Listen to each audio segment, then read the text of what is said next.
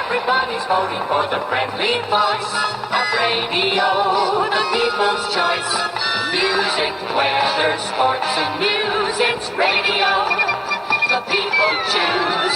Everybody's swinging to the swinging voice of radio, the people's choice. Big fry, small fry, dawn to dawn, it's radio that turns them on.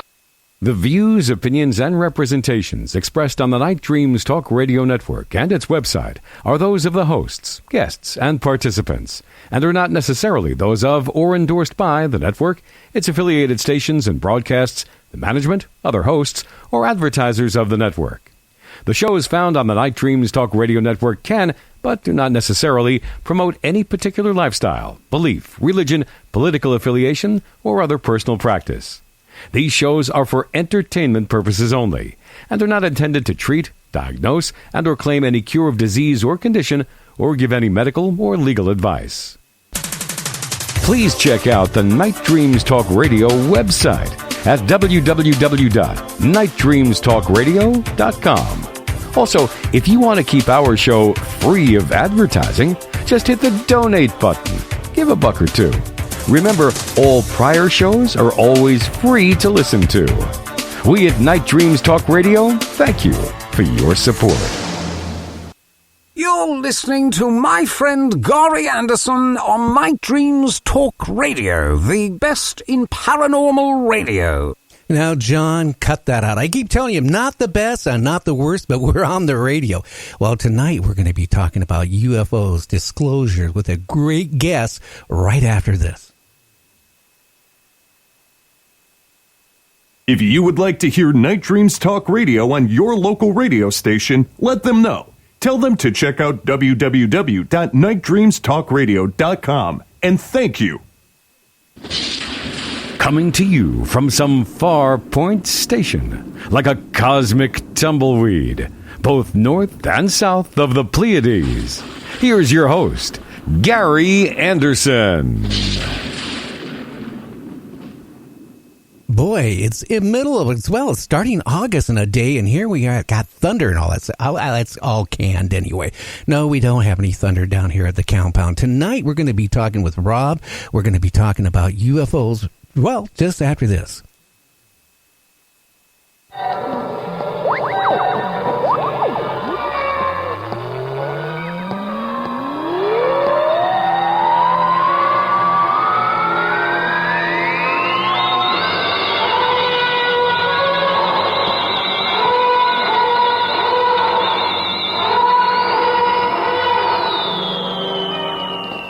Well, Rob, how are you doing tonight, my friend? Oh, not too bad. How about yourself? I am doing much better. Why don't you tell everybody a little bit about, well, number one, who you are and the latest book you wrote, and then we can get into my favorite subject, UFOs. Okay. Well, my name is Rob Shelsky. I am sort of a prolific writer. Lots of books up on Amazon. They include books about time travel, a lot of books about UFOs, books about the moon in particular, and also Mars, and other subjects as well, including the Mothman. I am a bit of eclectic when it comes to the paranormal. I even have a book on the Mandela effect because I went looking for stuff on the Mandela effect, and no one had written it, so I decided I would write one instead. And that's pretty much it. Oh, wow. Well, that covers a lot, from the Mothman to what you just said to UFOs, time travel, and Mars. You know, I was reading an article today in the news. They said actually their feeling is we'll never go to Mars. If we do, it's just basically to check it out and going back because there's no way humans can survive on Mars. If you think of Antarctica, how cold it can get, think of Mars. It's going to get a lot colder. And how could humans actually survive for years in that type of circumstances? Well, probably with electric blankets. A lot of them. I'm kidding. We can do anything in our minds that we want to do. If we decide we want to do it, if we can imagine it, usually we find a way of doing it. I mean, we do have permanent bases in Antarctica, And once you get to down to, say, 140 or 200 degrees below zero, it doesn't really matter if it's 200 degrees below or 400 degrees below. And also at the equator, it can get up to almost 70 degrees in the summertime on Mars. So it's not necessarily beyond the pale to be able to have some kind of underground base on Mars. I think it's feasible. I really do. I just wonder why we haven't gone back really to the moon before now. They're talking again about going back to the moon, but before we go to Mars, I think we should actually put something, on the moon and see how long people can live there without going crazy. Oh, right, and there's a lot of practical reasons to do it, too. I mean, first of all, there's all of the moon to discover. There's so much about it we don't know. It's a very strange place. The moon has a lot of oddities and anomalies about it. And secondly, if you want to build fusion reactor rockets or fission-powered rockets, you'd probably best do them on the moon, because you don't want to launch something like that from Earth and pollute our atmosphere, or have it blow up, and then you've got radioactive material raining down over large areas. So the moon has a lot of practical purposes to have a base there. Oh, yeah. And, I was just reading, and again last week in the news, that they're pretty sure, that the moon has frozen water, H2O on it. And, if that's the case and it's not contaminated, there's a source of at least, water. Right, and in some of the craters near the poles, where they never received sunshine in certain depths on certain sides of the crater, there is evidence of water. So, yeah, I think we can find water on the moon, at least enough to get by. Probably not enough to colonize the whole moon, of course, but sure, for a base or two, I think so. Yeah. I'm going to ask you a question which I've asked a lot of people that, think about the moon. Do you think we already have a base or bases on the opposite side of the moon that we can't see with our telescopes? Well, that's a difficult question.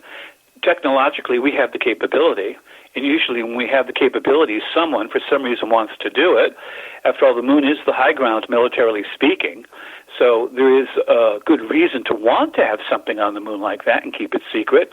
The flip side is it's awfully hard to get stuff to and from the moon without the entire planet watching. There's astronomers all over the planet. They're constantly monitoring our telemetry signals from anything we send up in space. You can bet Russia and China are doing that, along with other countries, including our allies. So if we are doing it, we must have found a way to do it without them being able to be aware of it, which means we have some kind of technology that allows us to cloak. Otherwise, it'd be there for everyone to see, which, by the way, is what brings up the fallacy of the idea that we never actually landed on the moon and it's a hoax. Trust me, Russia and China at the time would have loved to have told the world it was a giant hoax, but they knew darn well it wasn't. They were listening into all our signals. They were triangulating them. They came from the surface of the moon. They had all their telescopes locked on our Apollo 11 mission, and there's just no way that was a hoax, because if it had been, someone at that time would have loved to have embarrassed and shamed the United States and said so, but no one did. No, but you still see posting, on various, on the internet that we never went to the moon. They have their same philosophy. I hate to say it. I know that some of the people that listen to my show are into the world being flat. I kind of, those type of people, I kind of rate them as the same people that, say that the earth is flat, the flat earthers. Right, and actually that was the example I was going to use if you hadn't, so you beat me to the punch on that one. I'm sorry. When your conspiracy is so complicated and so involved that it crashes under its own weight, maybe it's time to let go of that theory, because it just doesn't hold water. I was around when the first lunar landing was made, and I was listening to ham radio operators commenting on the transmissions from the surface of the moon. Now, it's pretty easy for those ham radio operators to triangulate themselves. You don't need Russia or China or England or France or anyone to do it. Our own ham radio operators were quite capable of doing it, and we know perfectly well the transmissions originated from the surface of the moon. So, again, we landed there. There's no doubt about it. Oh, yeah. Nor does the conspiracy theory go on to explain how we managed to keep on doing it after that, and how other countries have landed rovers on the moon as well, including China and Russia, and it just doesn't explain that. If we have the ability to do that, and they have the ability to do it, then why would it be a hoax? I don't think so. I know that we've been to the moon. You know, I was glued to the TV when all that, transpired. I don't know your age. I'm 67, and I just remember, that was a big thing. I mean, we had respect back then for our astronauts. Oh, I was up all night watching it at a friend's house. I mean, all he did was sit in his bedroom and watch it on his little portable color TV, which is about the size of a king-size bed, but it was called portable. But we watched it all night. I mean, we were just, like you say, glued to the set. Yeah, I always remember that. I can't think of the astronaut's name right now, but, when they asked him to go onto the medical channel, when he was saying that, look at those crafts out there. They're bigger than anything we have. And I remember that. I don't know if you ever caught that. No, I didn't catch it at the time. I have read about it since numerous times. Supposedly, Neil Armstrong Neil said something to the effect that those ships are still watching us. They were supposedly perched on the edge of a ridge overlooking the landing site, and of course other astronauts have come out and said things. Gordon Cooper, Edgar Mitchell. I mean, there's just too much of this going on. And I don't know if you ever saw it, but there was a live transmission from a space shuttle quite a few years ago, and it was a female commander, and unfortunately I can't remember her name, and she's floating in the cabin, and she's looking out, and she says, "There's that alien spaceship again." And then all of a sudden the transmission was cut, audio only, and you still saw her floating there in the cabin. You could still see her mouth moving, because she didn't have a helmet on or anything, but you couldn't hear a thing. They'd switched her to an encoded channel. Oh, yeah. And then afterwards, the evidence be there. Didn't afterwards they try to kind of blame it on saying it was a satellite, and that's what she saw? Yeah, it wasn't a satellite any more than the thing that followed the Apollo 11 mission was a booster rocket, because they clearly said in their transmission, no, it's not the booster. We have that inside as well. This is something else. And but of course, NASA is, I believe, mandated to cover this stuff up. There's a long history of it. There are people who worked for NASA that have come out and spoken about it, and more than one. So over the decades, the evidence just seems to pile up that NASA has been playing a cozy game with our government, or maybe some deep government portion of our government, which probably does exist, by the way, as well. I'm not really big on conspiracy theories of that type, but when enough evidence rolls in, I tend to believe what I say or hear. Oh, yeah. We were talking before we went on the air, Rob, we were talking about, disclosure, this huge disclosure was going around, like 5 months ago, 6 months ago, that it was going to be like a bomb dropping. Well, I never saw that huge disclosure that what people were saying it was going to happen.